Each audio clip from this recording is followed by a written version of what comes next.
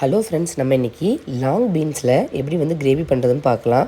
அதுக்கு லாங் பீன்ஸை நான் நல்லா வாஷ் பண்ணி எடுத்து வச்சுருக்கேன். இப்போ இதை நம்ம வந்து சின்ன சின்னதாக கட் பண்ணிக்கலாம். உங்களுக்கு எந்த சைஸ் வேணுமோ அந்த மாதிரி கட் பண்ணிக்கோங்க. இந்த மாதிரி சின்ன சின்னதாக கட் பண்ணி எடுத்து வச்சுருக்கேன். இப்போ நம்ம கிரேவி பண்ண ஸ்டார்ட் பண்ணிடலாம். கடாயில் கொஞ்சமாக ஆயில் சேர்த்துருக்கேன். இதில் வந்து சோம்பு கொஞ்சமாக சேர்த்துருக்கேன், பொரியட்டும். கட் பண்ணி வச்ச பெரிய வெங்காயம் ஒன்று சேர்த்துருக்கேன். வெங்காயம் வதங்கினதுக்கப்புறமா 1/4 ஸ்பூன் அளவுக்கு இஞ்சி பூண்டு பேஸ்ட் சேர்த்துருக்கேன். நிறைய சேர்த்துறாதீங்க, நல்லா இருக்காது. 1/4 ஸ்பூன் அளவுக்கு மஞ்சள் தூள் சேர்த்துக்கிறேன். தூள் 1 டேபிள் ஸ்பூன் அளவுக்கு சேர்த்துக்கிறேன். வதக்கிட்டு நம்ம கட் பண்ணி வச்சுருந்த காயை உள்ளே சேர்த்துக்கலாம்.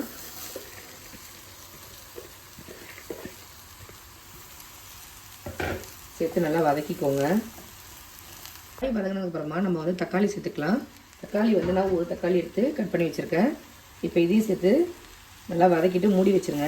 இப்போ இந்த தக்காளியில் உள்ள தண்ணியிலேயே வந்து இந்த காய் நல்லா வெந்து வரும். ரொம்ப தண்ணி சேர்க்கணுன்ற அவசியம் இல்லை. இதை க்ளோஸ் பண்ணி வச்சிடலாம், வேகட்டும். இந்த காய் வெந்துட்டு இருக்க சமயத்தில் நம்ம ஒரு பேஸ்ட் ரெடி பண்ணிக்கலாம். அதுக்கு 1/4 கப் அளவுக்கு தேங்காய் வந்து கீரி சேர்த்துருக்கேன்.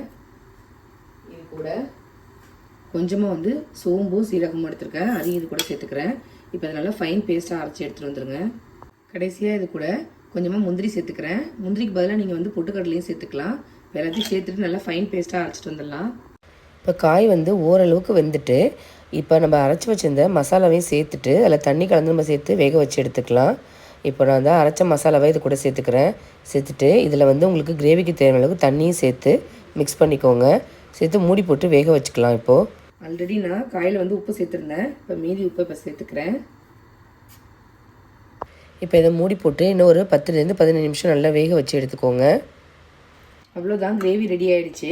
இதை வந்து நீங்கள் சப்பாத்தி, தோசை, இட்லி எல்லாத்துக்கூடையும் தொட்டு சாப்பிட்லாம். ரொம்பவே டேஸ்ட்டாக இருக்கும். நீங்களும் இதே மாதிரி உங்கள் வீட்டில் செஞ்சு பாருங்கள். எப்படி இருக்குது அப்படிங்கிறத கமெண்ட் பண்ணுங்கள்.